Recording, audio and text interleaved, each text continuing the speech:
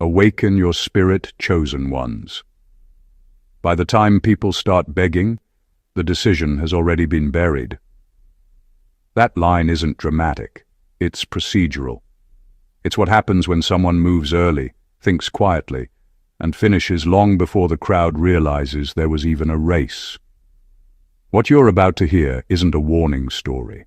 It's a post-warning story, the kind where panic shows up late, advice arrives breathless, and urgency pretends it was always here. And yet, he just smiles. Not because he's cruel, not because he's arrogant, but because the moment for permission expired without notice. Here's a fact most people never talk about. In high-stakes decisions, over 80% of objections don't appear at the beginning. They appear near the end. Not because people suddenly care, but because they suddenly realize they can't stop what's already in motion. That's when voices rise. That's when hands reach out. That's when warnings get emotional, dramatic, and very concerned for your own good. It looks like wisdom. It's actually delay trying to catch up. This is the strange part no one prepares you for. Calm is often mistaken for ignorance.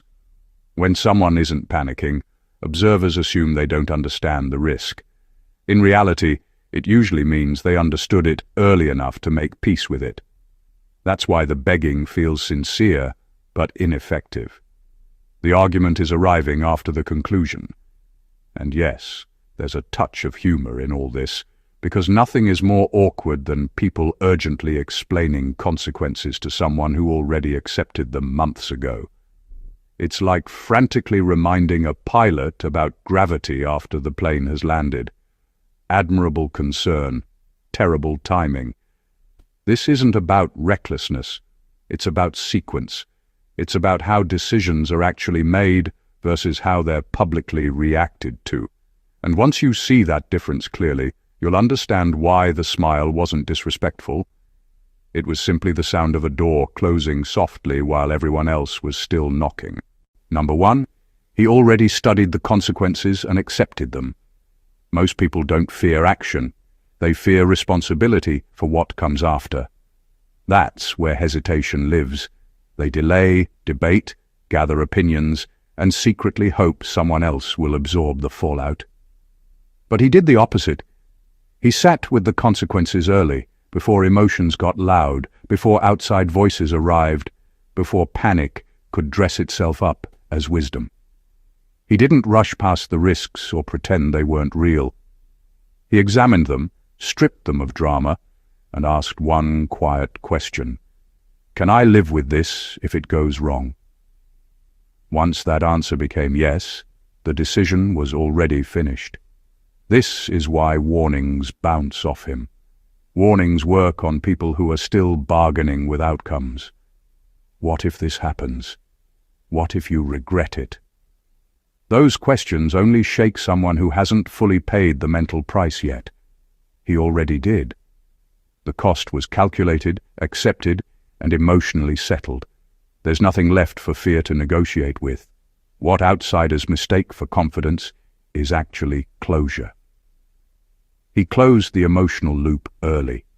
While others are still discovering risks in real time, he processed them long ago. That's why urgency feels irrelevant to him.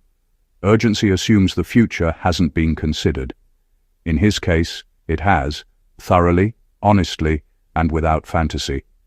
There's also a harsh truth here that makes people uncomfortable. Once someone accepts consequences, they become hard to control. Fear loses its leverage, guilt loses its grip, even concern starts to sound repetitive.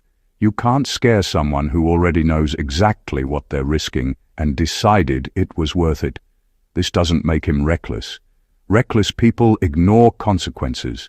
He respected them enough to face them early. That's the difference. He didn't outsource his thinking to opinions or hope things would magically work out. He chose his burden on purpose. So, when people beg, plead, or rush in with last-minute clarity, they're speaking to a version of him that no longer exists. They're addressing uncertainty, but he's standing on acceptance, and once acceptance is reached, the decision doesn't need defending. It doesn't need noise, it doesn't even need urgency. It just moves forward, quietly, calmly, and far beyond the reach of late warnings. Number 2. He stopped believing that being understood was necessary. Most people live in a constant state of explanation, trying to make their choices palatable, their thoughts digestible, and their actions approved. They feel the pressure to justify, to translate their intentions into words that satisfy everyone around them. But he didn't play that game. At some point, he realized that the need to be understood is a leash disguised as concern.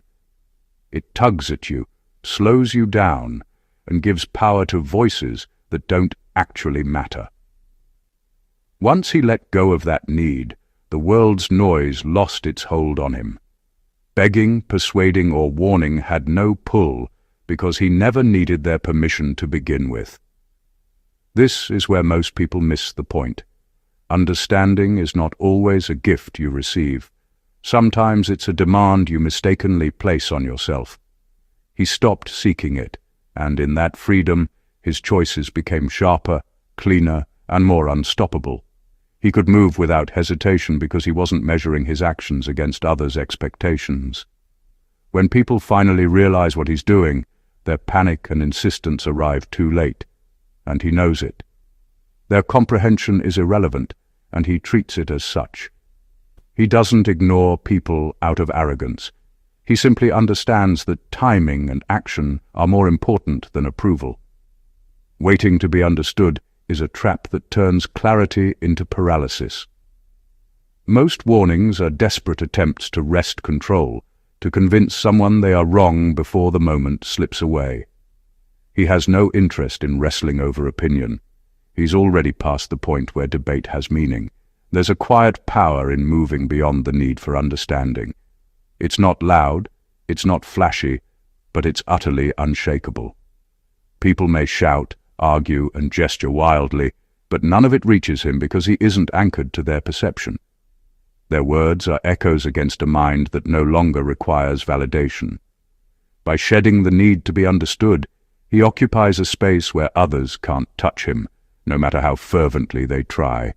And that's why when the world begs for attention, he can smile, unbothered, untouchable, and already long past their reach. Number 3. His decisions were made quietly long before anyone noticed. What looks sudden to everyone else is rarely sudden to the person taking action. Most people react loudly, debate publicly, and move only when attention is unavoidable. He didn't. His decisions were silent, deliberate, and entirely internal. He worked through possibilities alone, weighed consequences in private, and reached conclusions before anyone else even realized a choice needed to be made. By the time the world notices, the moment has passed, the action is already underway, and the only thing left for observers is astonishment. That's why warnings and pleas feel meaningless. They're arriving after the blueprint has been drawn, after the course has been set, after the die has quietly rolled.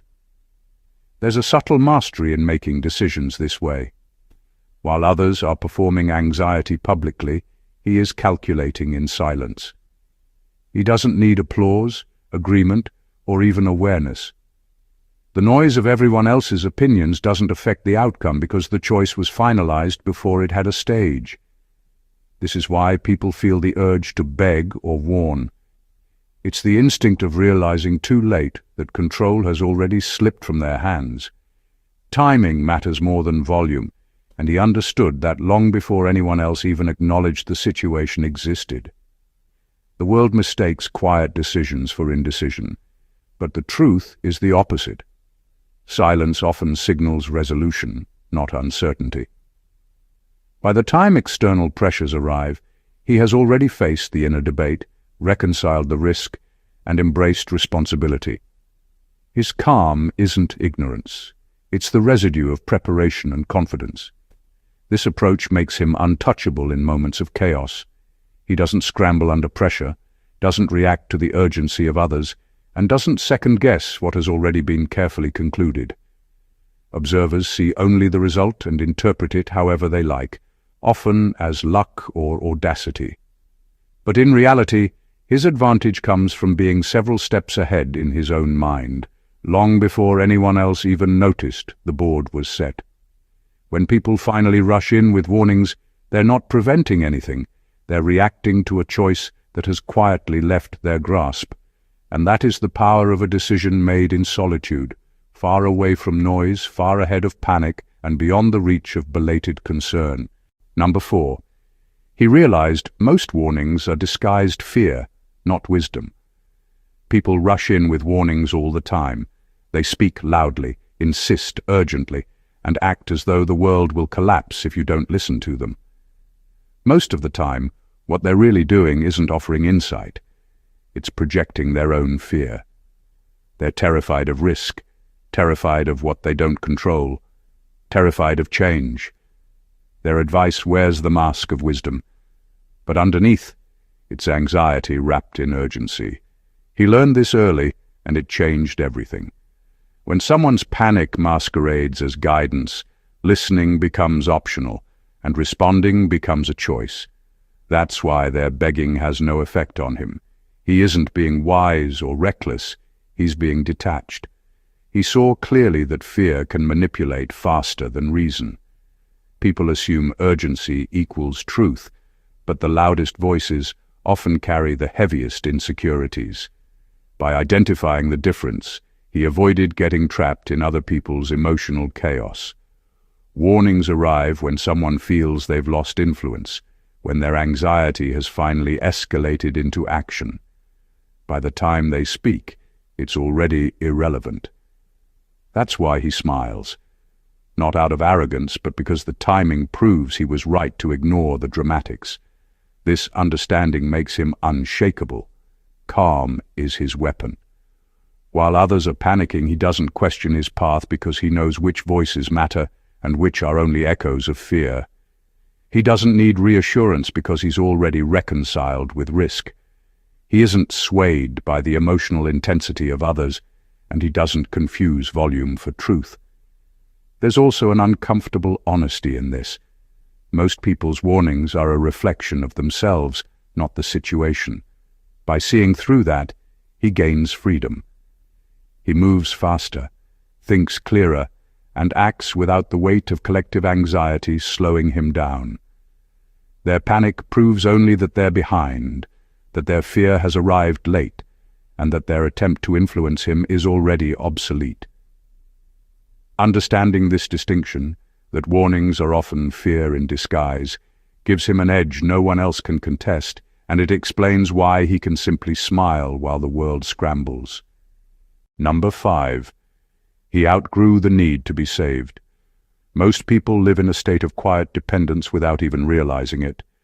They hope someone else will step in when things go wrong, silently expect rescue when decisions backfire, and unconsciously measure their actions against the safety net of others' intervention. He didn't. At some point, he stopped waiting for someone to save him, and that shift changed everything. Once the expectation of rescue is removed, urgency, warnings, and pleas lose their grip. You can beg, warn, or advise, but it doesn't matter. He is already self-reliant, already accountable, and already moving forward. Outgrowing the need to be saved isn't about pride or arrogance. It's about accepting full responsibility for one's choices and understanding that safety is a personal construction, not a public guarantee. When someone reaches that point, their focus shifts from reacting to others' fears to executing their own plan with clarity and precision. They no longer hesitate for validation or comfort because they've reconciled with the fact that they and they alone bear the consequences. This freedom makes late warnings powerless. Most people assume that panic can influence someone if delivered forcefully enough. He knows better. The moment for intervention is never the moment someone finally decides to speak. It is the moment before they acted, which he has long passed. By shedding dependence, he transforms urgency into background noise and fear into something he can observe without flinching. There's also a subtle psychological advantage. People who cling to safety nets remain reactive, always calculating whether external voices approve or disapprove. He doesn't live in that loop. He moves first, decides fast, and feels no need to explain himself because he is already accountable to the one person that matters, himself. When others beg or warn him, their words arrive late, echoing over a mind that has long accepted responsibility. The smile he carries isn't mockery, it's confirmation. He doesn't need saving, and the world's panic proves nothing but that he has already outpaced it. Freedom, responsibility, and timing converge, and that is why he is untouchable once he has outgrown the need to be saved. Number 6. He understood timing better than morality. Most people confuse right and wrong with when to act. They think urgency and ethics are always aligned, that the good decision is also the timely one. He knew better. Timing is the silent architect of outcomes. You can be morally correct, but if your action arrives too late, it's irrelevant. By the time people beg or warn, the moment to influence has passed, and the moral argument becomes noise. He didn't move according to approval or expectation. He moved according to the clock only he understood. This understanding creates a power few notice. While everyone else debates what should be done, he calculates when it must be done. There's a difference between being right and being effective, and he learned to favor the latter without sacrificing conscience. People panic because they see consequences in real time. He saw them before they arrived. By acting early, quietly, and deliberately, he shaped events while observers were still discussing the possibilities. That's why their warnings feel redundant. He acted at the point that mattered, not the point they imagined. Timing also strips urgency of influence. People assume that loud concern can redirect someone's path, but he knew that by the time their panic surfaced, the window had closed. He moves in the unseen space, the hidden moment where decisions are born before anyone realizes they exist. In that space, morality doesn't need applause, and influence doesn't need consent. He acts with precision, not for approval, and the world reacts only after the fact. There's a subtle kind of freedom in mastering timing. It allows action without hesitation, confidence without confrontation, and foresight without explanation. He doesn't need to argue ethics in the heat of someone else's panic. He has already aligned his actions with the moment that counts. The smile he wears when people beg or warn is not mockery. It is recognition of his advantage. Understanding when to act better than anyone can argue what is right turns chaos into opportunity, noise into irrelevance, and warnings into echoes of a reality he has already mastered. Timing, more than morality, defines the difference between reaction and command. Number 7. He no longer confuses danger with importance. Most people panic at the sight of danger, assuming that anything risky must also be urgent, meaningful, or worth attention. He doesn't. He learned early that danger and significance are not the same. Just because something is risky doesn't mean it matters. Conversely, the things that truly shape outcomes often appear quiet, subtle, and deceptively safe. Once he understood this, he stopped reacting to fear, disguised as importance, and that changed everything. People beg, plead, and warn when they see danger, but by the time they speak, he's already focused on what actually moves the needle. Their noise is misaligned with reality, and it passes right through him. This clarity gives him an invisible advantage. While others are busy managing risks that feel dramatic, he is quietly prioritizing what truly counts. He doesn't waste energy reacting to spectacle. He doesn't confuse chaos with opportunity or danger with significance. He sees the difference between the storm that matters and the storm that is only loud. This allows him to act calmly, decisively, and effectively in situations where others are still panicking over the wrong things. The moment people start begging, it usually proves their urgency was misplaced, and he already knows it. Understanding the difference between danger and importance also sharpens judgment. People who respond to every perceived threat are trapped in a loop of distraction and anxiety. He escapes that trap because he evaluates each situation not by its emotional weight, but by its actual consequence. Risk doesn't scare him. Only irrelevance does. He moves where impact exists and ignores where panic thrives. The result is a kind of untouchable focus. While the world shouts warnings at every hazard, he is calm, deliberate, and aligned with what truly matters. His smile when others panic isn't arrogance, it's quiet recognition that they are reacting to the wrong things. He has learned to separate the noise from the signal, the danger from the importance, and in that separation lies power, clarity, and an almost untouchable advantage over anyone who confuses fear with necessity. Number 8. He calculated the cost of listening, and it was higher than the cost of ignoring. Most people hear warnings and immediately react, believing that responding is the safest path. They don't realize that every piece of advice carries a hidden price: hesitation, self-doubt, wasted energy, and the quiet erosion of momentum. He saw this early. He realized that listening to every urgent voice, every panicked opinion, often delayed action more than it helped. The cost of giving in to their concern was far higher than the cost of moving forward on his own terms. Once he understood that, he stopped letting external voices dictate his pace. This is why his calm feels unshakable. When people beg or warn, they're essentially asking him to pay a price he has already calculated and rejected. Their urgency is not a nudge toward clarity. It's an added weight on someone who is already carrying the consequences internally. He doesn't ignore recklessly. He ignores strategically, because he knows that some interruptions, however well-intentioned, will cost more than the situation itself. He moves in the space where timing, clarity, and risk intersect, unbothered by the noise of those still negotiating fear. What makes this extraordinary is the subtle discipline it requires. It's easy to dismiss others when you're confident, but it takes intelligence to weigh the true cost of their words against your own path.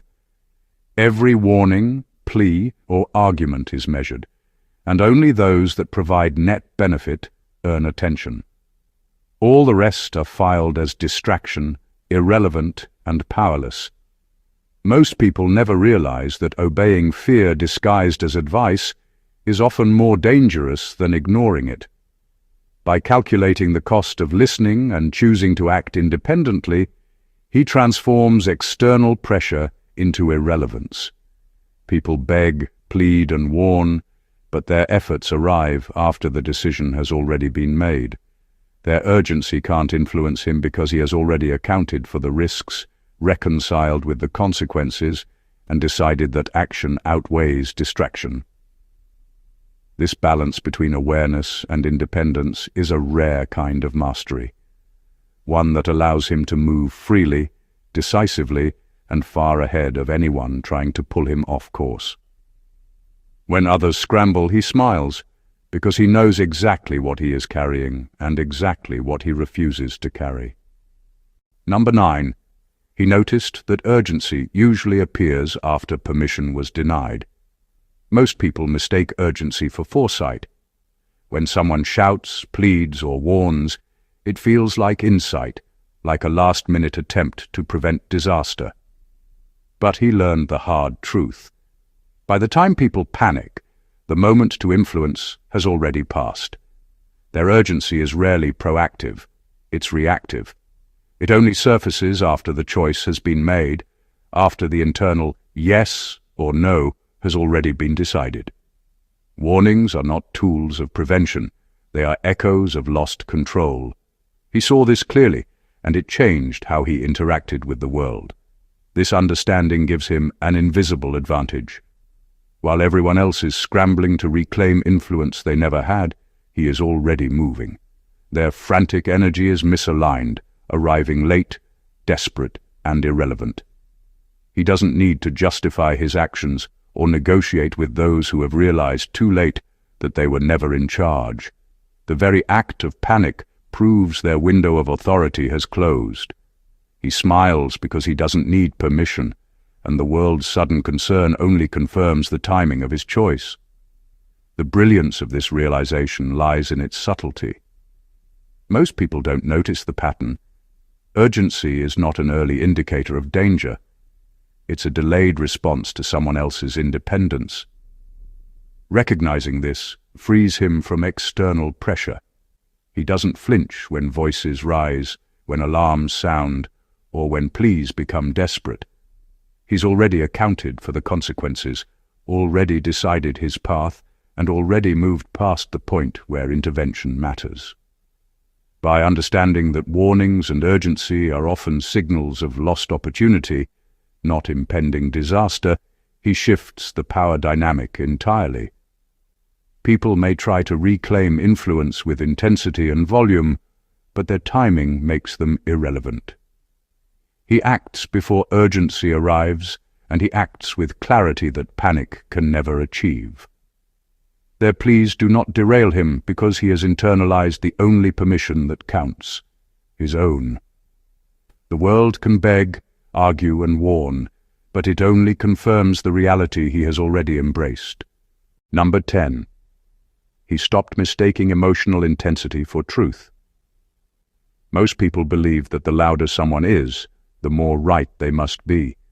They assume that panic, passion, or desperation signals correctness, and they react accordingly, often making decisions based on volume rather than substance. He doesn't. He learned early that emotion is rarely a measure of accuracy. People beg, yell, and dramatize because they are scared, impatient, or desperate to influence, not because they possess insight that matters. Recognizing this, he stopped giving weight to emotional intensity and started focusing only on reality, logic, and consequence. This distinction gave him a remarkable advantage. While others are caught in the whirlwind of someone else's fear, he remains grounded, moving with clarity and calm. He doesn't respond to the panic in voices or the trembling of hands. He responds only to facts, to cause and effect, to what truly matters in the long run.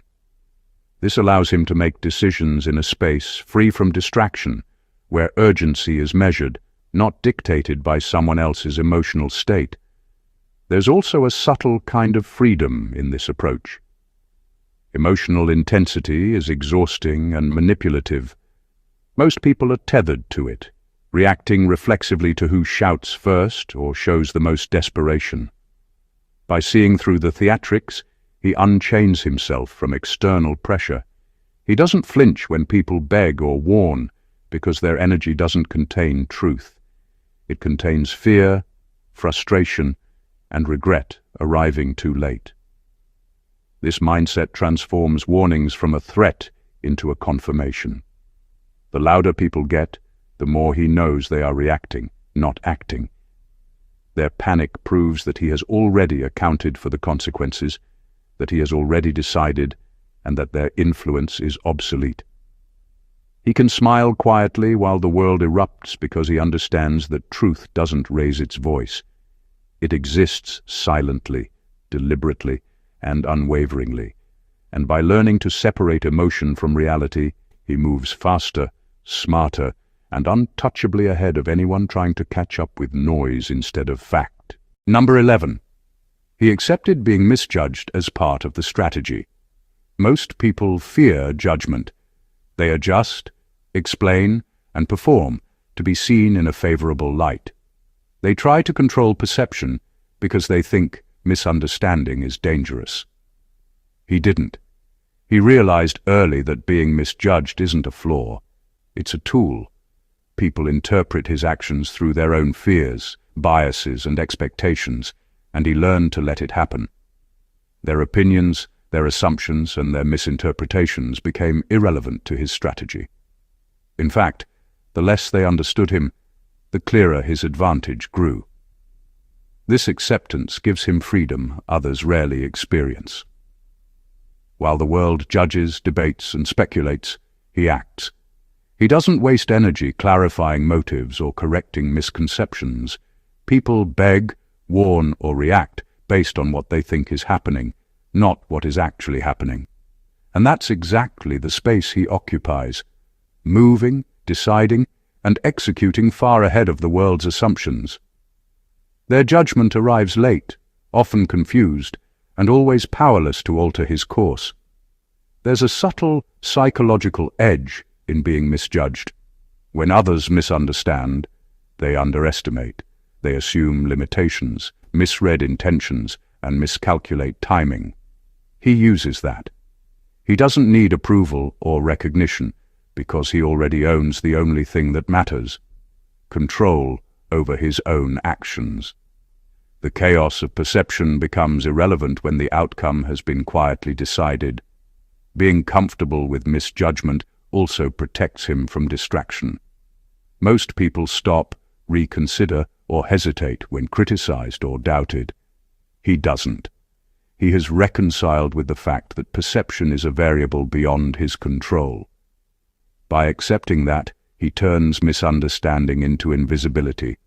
No noise, no pressure, no interference, just space to move with precision. When people finally realize what he has done, they scramble to catch up. By then, their opinions and judgments are meaningless. The smile he carries isn't arrogance. It's the quiet acknowledgement that being misjudged was never an obstacle, but a strategic advantage. Acceptance of misunderstanding allows him to operate in a realm where others are forever trying to keep pace, but he has already won the invisible game. Number 12. He knew that if he hesitated now, he'd hesitate forever. Hesitation is a trap most people fall into without realizing it.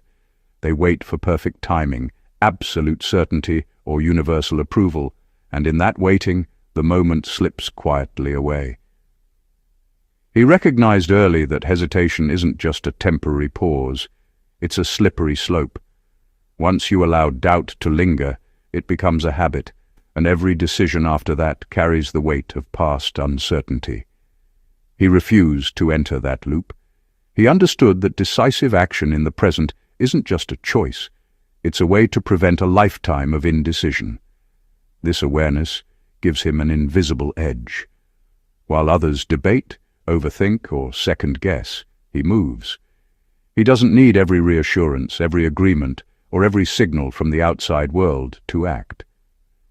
The window for opportunity is rarely as wide as it seems, and he learned that acting boldly, even with incomplete certainty, is far better than waiting for conditions that may never arrive. Hesitation only multiplies cost, risk, and regret. By acting promptly, he neutralizes the paralysis that traps most people. There's also a psychological strength in this approach. People often mistake hesitation for caution, but it's actually a form of fear disguised as prudence. He stripped that away, confronting the reality that delay rarely protects. It usually amplifies stakes. The sooner a decision is made, the sooner control is regained. Waiting gives influence to the wrong voices, to fear, and to circumstance. He refused to surrender that control. This principle also explains why warnings and pleas failed to reach him. By the time urgency arrives, he has already acted. The hesitation that might have let them influence him never existed. He's moved past it, and his path is set. The smile he carries isn't arrogance, it's quiet satisfaction, knowing that the only hesitation he allows is strategic, never reactive. He acts decisively because he understands the dangerous gravity of hesitation. Once you start doubting, you risk doubting forever. Acting now is the only way to ensure freedom, clarity, and momentum, and that knowledge keeps him untouchable while the world scrambles behind him. Number 13. He understood that regret hurts less than resentment. Most people live in constant fear of regret. They delay decisions, hesitate under pressure, and obsess over outcomes, imagining the what-ifs that might follow. What they don't realize is that regret, though uncomfortable, is temporary. It fades with time, reflection, and acceptance. Resentment, on the other hand, lingers, festers, and reshapes behavior in ways that chain people to their own frustration. He understood this distinction intuitively. He chose action over hesitation because he knew that living with regret is easier than living with the slow poison of resentment. This awareness allows him to move without the weight of indecision. People beg, warn, and advise, but he doesn't pause to accommodate them. He knows that hesitating to avoid regret often creates resentment toward those who hesitated too late to influence the outcome. By acting decisively, he maintains control over his path and shields himself from the long-term corrosive effects of bitterness. He doesn't avoid mistakes. He anticipates the discomfort, accepts it, and moves forward. Regret is finite. Resentment is endless. There's also an element of freedom in this mindset. Most people are trapped in the illusion that inaction is safer. He realized that the real danger isn't making the wrong choice. It's letting fear of being wrong stop him from acting at all. Regret can be reconciled, learned from, and even turned into insight. Resentment cannot. It anchors people to the past, keeps them reactive, and blinds them to opportunity. By prioritizing action, he breaks that cycle and positions himself ahead of anyone still wrestling with hesitation. The result is a calm, untouchable confidence. When the world panics, pleads, or warns him, he is unshaken because he has already chosen his path, accepted its potential regrets, and refused to harbor bitterness for anyone's tardy opinions. He smiles not from arrogance, but from the understanding that regret is manageable, temporary, and ultimately inconsequential compared to the heavy, permanent weight of resentment. That clarity, that choice, and that understanding make him untouchable, decisive, and quietly victorious long before anyone else realizes what has happened. Number 14. He smiled because the warning proved his timing was right. Most people panic when they realize they're too late. They raise their voices, wave their hands, and beg for attention, convinced that urgency can still change the outcome. He smiled because he knew it couldn't. The pleas, warnings, and frantic advice arriving now were not a reflection of reality. They were proof of it. By the time anyone finally understood the stakes, he had already moved, decided, and accepted the consequences. Their panic didn't shake him. It confirmed that his timing had been precise, deliberate, and untouchable. That smile isn't arrogance, it's clarity. Timing is a hidden weapon that most people never master. Acting too early can seem reckless, acting too late can seem reactive, but acting exactly when the moment demands it creates results that others can only react to. Their warnings are nothing more than echoes chasing a decision that was made silently, confidently, and in full awareness. He doesn't need to explain or justify himself because the world's delayed reaction proves the correctness of his pace. There's a psychological elegance in this. Most people equate loudness with control, volume with influence, but influence has a quiet side. It's invisible, deliberate, and untouchable.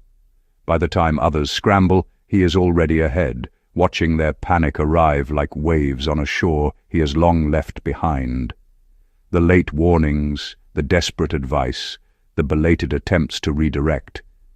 They all carry only proof that he had moved in the right moment, long before they realized it existed. His calm smile is also a subtle assertion of independence. It signals that he doesn't rely on approval, that he doesn't need others' understanding, and that he doesn't wait for permission. Timing was his ally, foresight his shield, and acceptance his foundation. By the time the world raises its voice, he has already rewritten the rules for himself, and their warnings are merely background noise. The smile captures that invisible victory, the quiet acknowledgement that he acted when it mattered, decisively, confidently, and untouchably, leaving everyone else to arrive too late and wonder how he got there first. In the end, what sets him apart isn't luck, charisma, or even raw intelligence. It's mastery over himself and the moment. He studies consequences before others notice, acts while they debate, and moves silently while panic arrives too late. He doesn't wait to be understood, doesn't mistake emotional intensity for truth, and doesn't hesitate when hesitation could become a trap. He calculates costs, accepts misjudgment, and distinguishes between real importance and mere danger. He embraces responsibility, acts decisively, and understands that regret is fleeting while resentment lasts forever. And when the world finally raises its voice, when warnings come too late, he simply smiles, not with arrogance, but with the quiet certainty that his timing, judgment, and independence were already flawless. Every principle we explored, every subtle advantage he wields, paints the same picture. Control is internal, power is quiet, and true mastery happens long before anyone else is even aware that a choice exists.